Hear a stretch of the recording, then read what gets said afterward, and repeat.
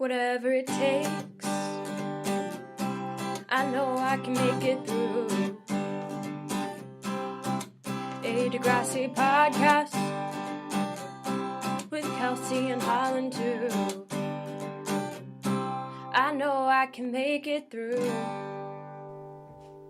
Hi, and welcome to Whatever It Takes, a podcast about Degrassi, the Next Generation. I'm Kelsey. And I'm Holland, and today we're talking about Season 11, Episodes 8 and 9, Dirt Off Your Shoulder. And Kelsey, will you please read us the YouTube summary? Sure. Eli finds he's having trouble writing and tries substituting meds for a muse. Oh boy. Riley meets a girl that his mother says wants college info. Okay. And finds himself on a date.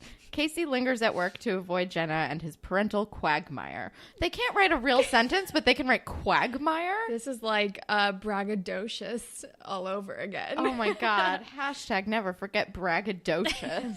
Like, they can't use a fucking comma, but they can write quagmire. Sure, though. The episode is called Dirt Off Your Shoulder, which is a 2002 song by Jay-Z.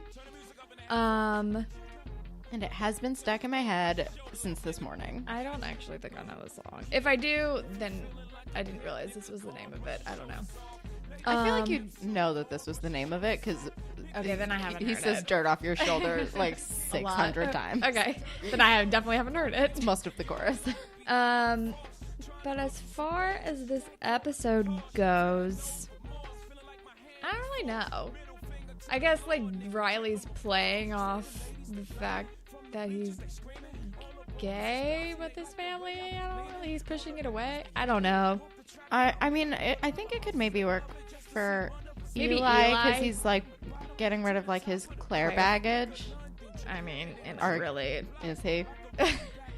He's trying to get rid of his Claire baggage. I guess. Oh my god. I have a lot of feelings. I'm also like immediately ready for fashion.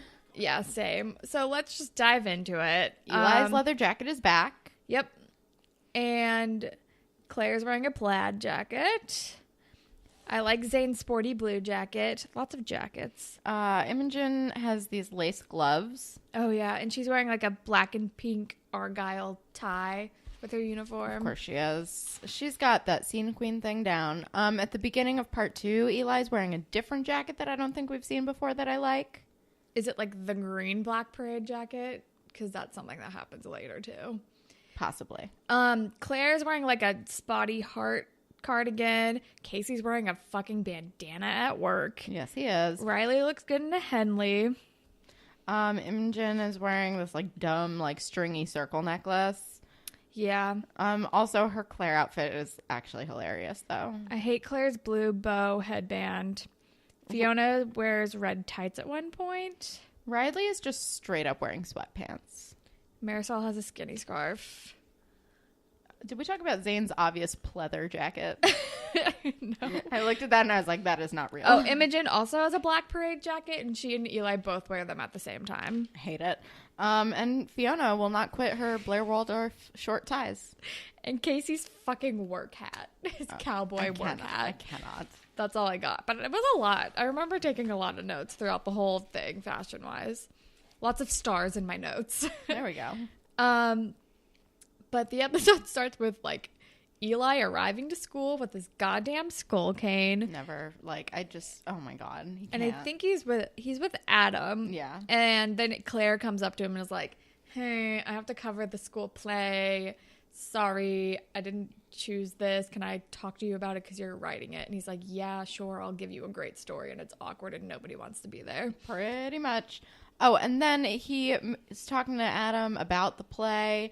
And he makes a real casual Shakespeare reference. He's like, the play's the thing. And I was like, okay, we get it. And he seems like less numb than the last time we saw him. But he's still like, I'm taking these meds and they're stunting my creativity. Which I'm like, then you're on the wrong meds. We will get into that at great lengths because I have a lot of angry feelings. I watched this episode with Allegra, and at first she thought that he kept his pills in the head of his skull cane, but that was not a thing. But that would be hilarious. It would be very Eli. I got my dad a cane for Christmas because that was all he wanted was a cane from fashionablecanes.com. Fashionablecanes.com, sponsor us. I'm the only person who's ever bought something from you. I still get your catalogs. Oh my God. But he really, he wanted a sword cane. He's like, that's illegal, but I want a sword cane. I was like, I can't get you a sword cane from fashionablecanes.com. Speaking of fashionable canes, Lucius Malfoy's snake wand cane. Yeah.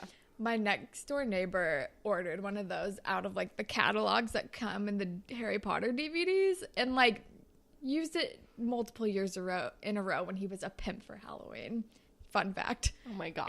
There's a lot of things wrong with that sentence, but there's so many things. I love all of them. I love every wrong thing about that sentence. But yeah, I think he still has it. Remember when 12-year-old boys would dress as pimps for Halloween and everyone was fine with it? I just described 2 instances of that. Yeah, but that was that wasn't just a NorCal, your next door neighbor thing. That was life. Was a thing. That was real life. That was a thing that happened. Oh boy. It was a purple. It was yeah. That also reminds me of that Pete Holmes bit when he's talking about Atlanta and how he saw a pimp on the street and he's I don't you don't need to stretch your imagination when I say pimp. Picture a pimp. Yeah, that's it. And it's the purple fuzzy hat and oh boy. Oh my God.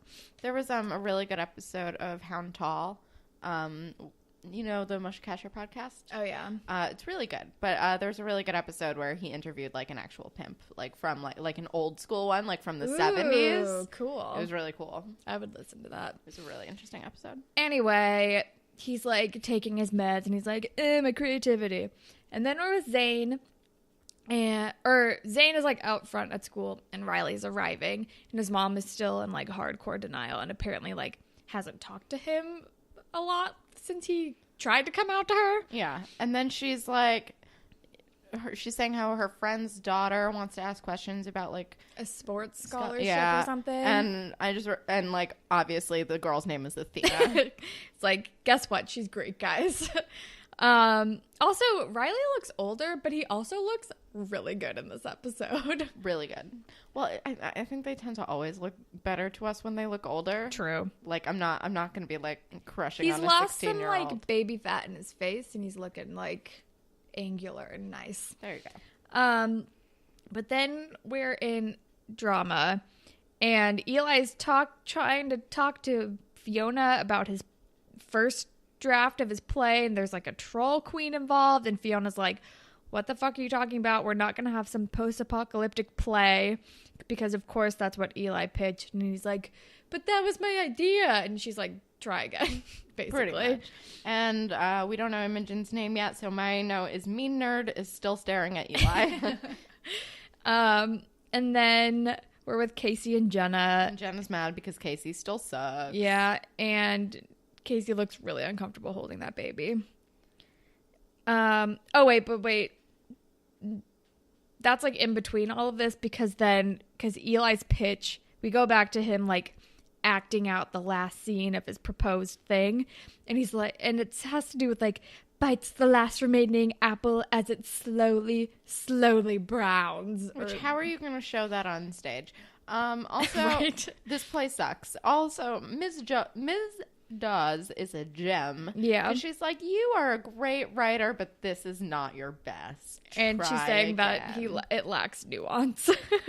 She is not wrong. And she's you know what they say, writing is rewriting.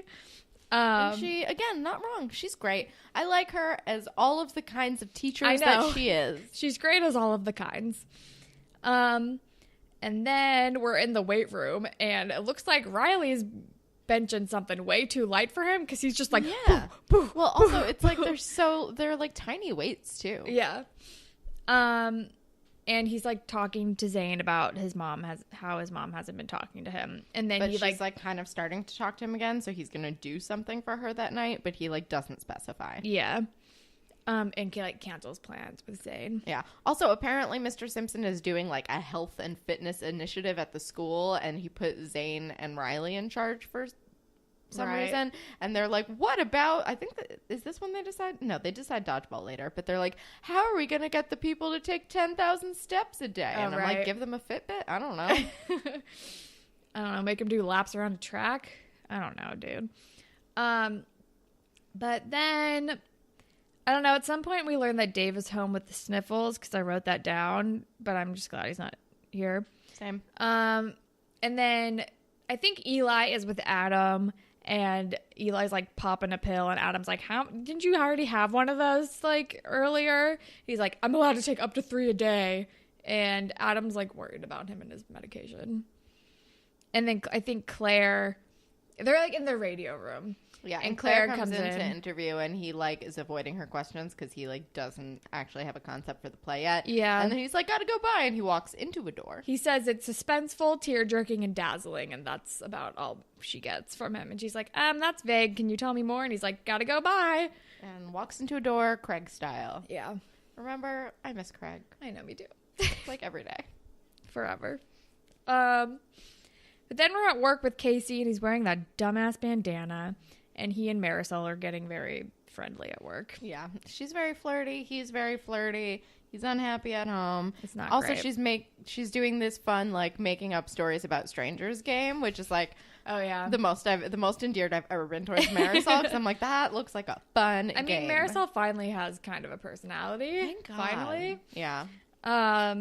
And it's not like, I'll do whatever you do because it's easier. Like, yes. That's the last time we really... Although Marisol had a little personality because she's friends with Kate, and she was like, "You're drama. Go away. She doesn't want to deal with you." Yeah, I feel like I'm going to start liking Marisol. Yeah, I mean, she's in the theme song now, so she's hopefully going to be a little bit more developed. Leia was in the theme song. I feel like Marisol has already almost had more to do than Leia. That's true. Although Leia had, like, a couple storylines, maybe 2. Plus, Marisol is like arguably the most attractive girl on this show, and I feel like she like needs to be more than just like a pretty face, like a cheerleader, eye candy cheerleader. Right. Let's give her something to do. Right. We've given her a friend in Katie, who I love already. Same. Are you seriously crying right now? Like, Team Katie. She's not the best actor on this show, but I enjoy her character. Me too. Okay. Holland has a kitty in her lap, and he's getting restless. He's like, "Hi, buddy. There's not enough room for me to spread out. Honey, okay. I feel like we need to explain that this is a 17-pound cat. That's why there's not enough room for him to spread out on Holland's tiny lap. The 17-pound cat. Follow Boris and Natasha Cats to see my children. But then, where are we? Oh yeah, we're at work and they're being gross. And then we're with Riley, and he's at the dot with Athena. And I was like, he looks good in this Henley. Riley looks really good right now. Also, Athena's kind of dope because she's like, "Oh, you didn't know this was a setup? Also, oh, you're gay. That's cool. Yeah. You should, I mean, and whatever. Then, like, do you?" But then she's kind of like, "Oh, you told your mom and she, like, ignored you." Like, I kind of sneak out and tell my mom things. Like, they believe what they want to believe. Like, just keep doing what's easiest for that. And I'm like, all right, whatever. I mean, it's not she's great at least advice. A homie. Like, she is a pal. Like, she's like, I'll be your beard. Yeah. We can be each other's, like, social beards to our parents or something. She's a pal, you know. And then... then the restaurant is closing, and Marisol is like, "We're having a dance party. An after-hour cleanup party." And I'm like, this does not fucking happen. Also, there's like 7 people there. Yeah. I've been a waitress at, I think, 4 different restaurants. I've been a waitress. This has never once happened. Nobody wants to stay longer at work. Especially like a place like Little Mistakes. I never worked at like an Applebee's or anything. The closest I worked at to that was like Friendly's. But it was like when you were done with your shifts, even if you were closing up, like you finished and you went home. Yeah. I was like not like dancing on the like ice cream counter. Like I was like, no, I'm gonna do my sides. I'm gonna go home. No, like no. Nobody wants to stay longer than they have, especially because by the time you're closing, you've been working for a long time. All you want to do is go home. It's gonna be like late. Especially if it's a restaurant. They close, like, later. If you're me working and you're at closing. Friendly's, you smell like ice cream. It's time to go God. home. Smelling like, yeah, because I You worked at Cold Stone. Yeah. When you smell like ice cream, you smell like spoiled milk. It's constantly, bad. and it's gross. It's just a rough time.